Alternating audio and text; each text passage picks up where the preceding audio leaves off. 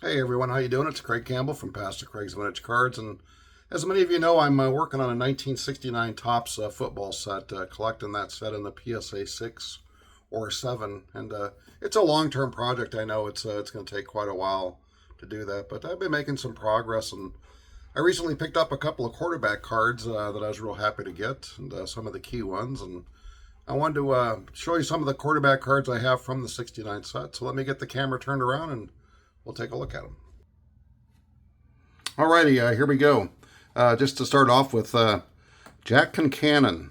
He played with the Chicago Bears in '69. And old Jack Concannon, he didn't have the best of careers, that's for sure. He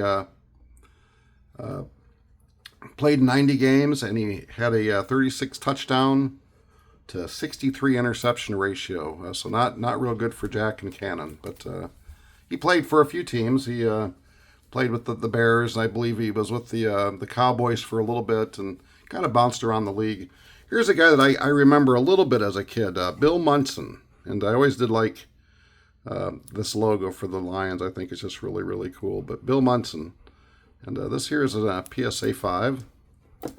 And there are a few cards I've gotten that if they look really nice and they're in a 5, I'm okay with that. And the background on these cards is the critical thing for me. That's what whenever you see the fish eyes on these cards, that just really is a big turnoff for me. So this was a real nice clean copy of a 5. And again, I'm trying to do a PSA 6 and 7 set, but if I find a nice 5 on a minor player, I'm going to go ahead and snag that up. But yeah, I remember Bill Munson a little bit as a player, and he didn't have the best of career. He bounced around quite a bit all over the league, and he was on many, many different teams. But I guess probably his best mark that he made was with the Detroit Lions. So that's Bill Munson. And this next guy I'm going to show you here, many of you have probably heard of this guy before, Earl Moral. And Earl was he had a long career. He started off with the 49ers in '56, the Steelers in '57 through '58, with the Lions from '58 to '64, the Giants '65 to '67, and then where most of us probably remember him from is the Colts in '68 to '71, the Dolphins '72 to '76, and he was largely a backup quarterback, but he was a 3-time Super Bowl winner. And he was the NFL champ in '68, as well as the MVP in 1968. Johnny Unitas had gotten hurt, and Earl Moral came in, and he led the Colts pretty much to the Super Bowl. And one thing I was reading the other day, though, is when he died, they found out that he had stage 4, basically head trauma, the most severe, and linking it from his football playing days and taking too many hits. Now you can see on this one here, there's a white mark right there, and see how that just really jumps out.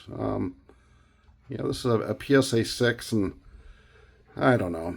I guess I'll overlook it for now. But for me, whenever you see fisheyes on these backgrounds, they just jump right out at you. It's unbelievable.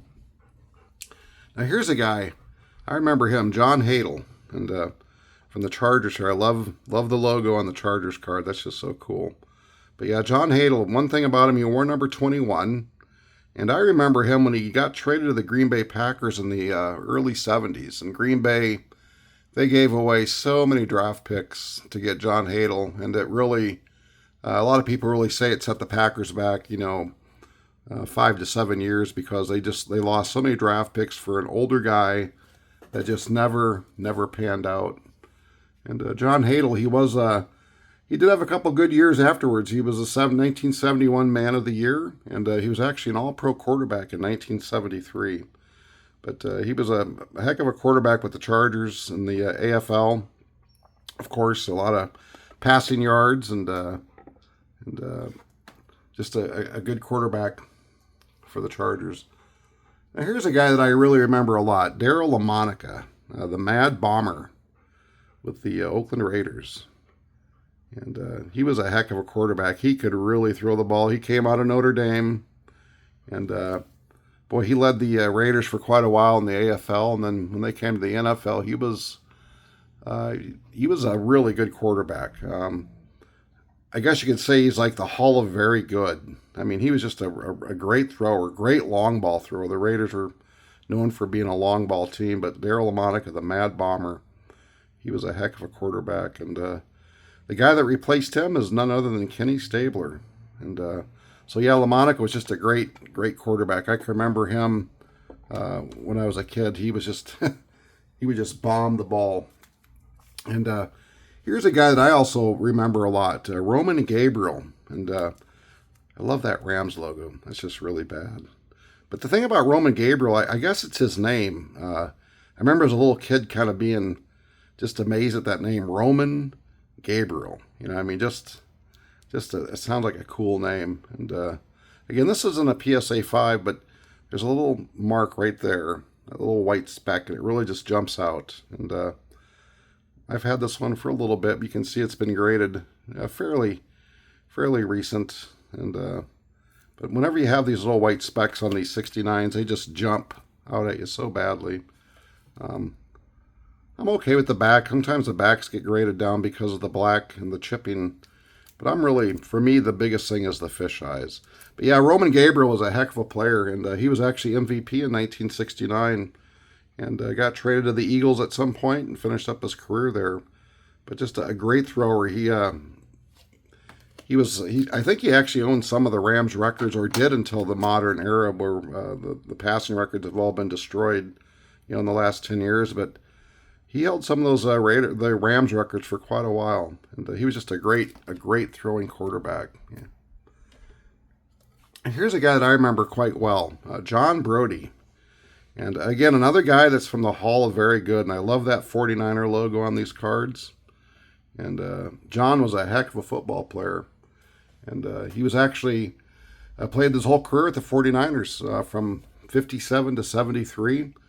And he was MVP in 1970. And, kind of unusual for a guy to become the MVP, later on in his career, almost 13 years in. And he was a NBC analyst, and he actually called Super Bowl 13. He was the lead analyst for NBC Sports. And he also was a senior PGA competitor. After he retired from football, he went back to one of his first loves, which was golf, and he was so good that he actually made a spot on the senior PGA. He actually had 1 win and 12 top 10 finishes as a senior professional golfer. And the other thing that's kind of interesting about John Brody is he's got the longest gap for somebody that qualified for the U.S. Open in golf. He actually qualified in 1959, and then again he qualified in 1981. So that's a pretty amazing thing for him to be that good of a golfer and really that good of a quarterback. He was a great quarterback for the San Francisco 49ers. And now we're going to get into a couple of guys that are in the Hall of Fame. Sonny Jurgenson. I love that Redskins logo. I love the logos on these cards, but yeah, Sonny Jurgenson. And boy, he was a great quarterback. He probably hurt himself a little bit by being such a drinker. He was quite known to be a drinker, but he played for the Eagles from 57 to 63. And then he finished up with the Redskins from 63 to 74. And he was enshrined in the Hall of Fame in 1983. And he was an NFL champ in 1960. Now, most people really feel that Sonny Jurgenson was probably the finest pure passer of his era, of his time. I mean, Jurgenson was just a great thrower. And he ended up with some arm problems later on. But, I mean, if you look and you read about Sonny Jurgenson, you'll find out that he was just a prolific passer on some pretty poor teams. But, and I remember he had some knees that got beat up. He was the typical quarterback of the 50s, 60s. Took a lot of hits, a lot of abuse, and, there was no protection of a quarterback back then. But Sonny Jurgenson's just a great player, and I'm really happy to have this card. And it's I don't see any fisheyes on that one, so I'm really happy with that. Now, here we go with my hero. My hero, Bart Starr, is a lifelong Packer fan. I've met Bart Starr a few times. I've got his autograph. Just a great person.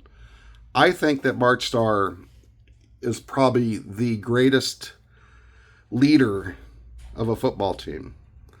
He wasn't the greatest quarterback, and he wasn't the best thrower, but Bart Starr was a winner. And you could say, yeah, they had quite a few players with Jim Taylor, Paul Hornung, that great defense.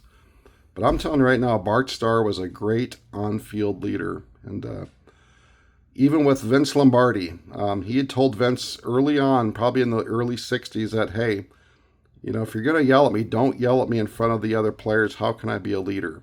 And Vince really respected that. He would never yell at Bart Starr or talk, really kind of scold him in front of the other players. He did that privately because Bart Starr said, if you're going to want me to be your leader, then let me be your leader.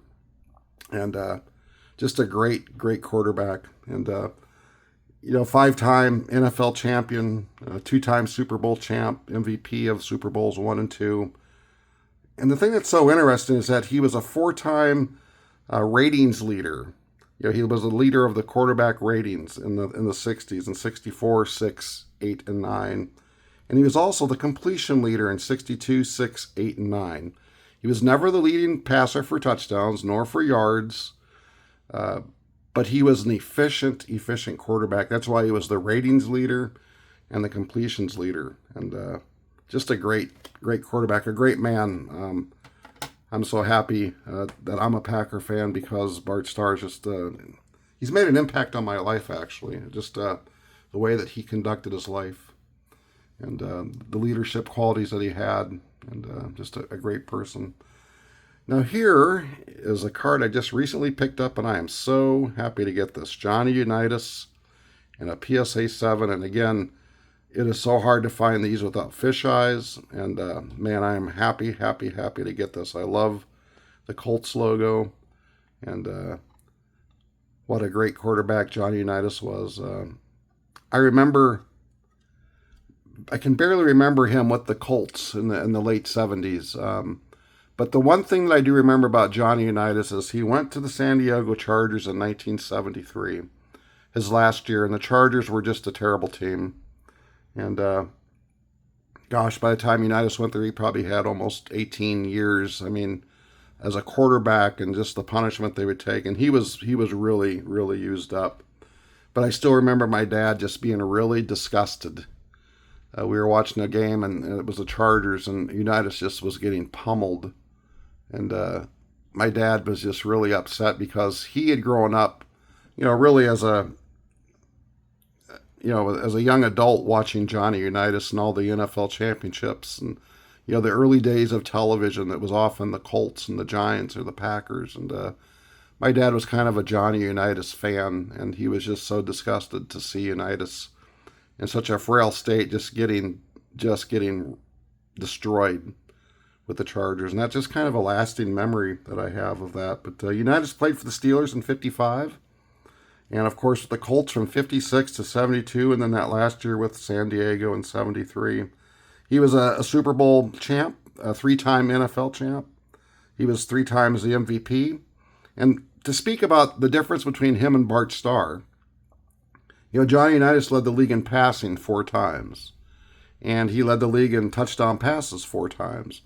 And you think about Unitas, the passing leader in touchdowns and yards, and you think about Bart Starr, the leader in completion percentage and quarterback rating. 2 different quarterbacks, 2 great quarterbacks, but just really different. Unitas was a precision passer, and just he had a great team with him too. And he had such a prolific passing. And Bart Starr was just the precision, consummate team leader. Different types of offenses, obviously, but just really 2 of the greatest quarterbacks in the NFL history.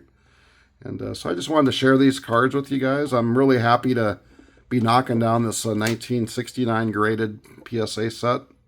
Again, primarily looking for 6s or 7s. There's about 260 some odd cards in this set, and I'm probably at about 25% right now on the set. And I pick them up as I can as I go along. But I had gotten this Unitas card in the mail just the other day, and I really wanted to share these quarterbacks with you. There's still more to get. Obviously, Bob Greasy, Lynn Dawson, There's quite a few more that I need to pick up. But just was looking at the quarterbacks I already have as I was kind of logging stuff in on my checklist, and just wanted to make this quick video.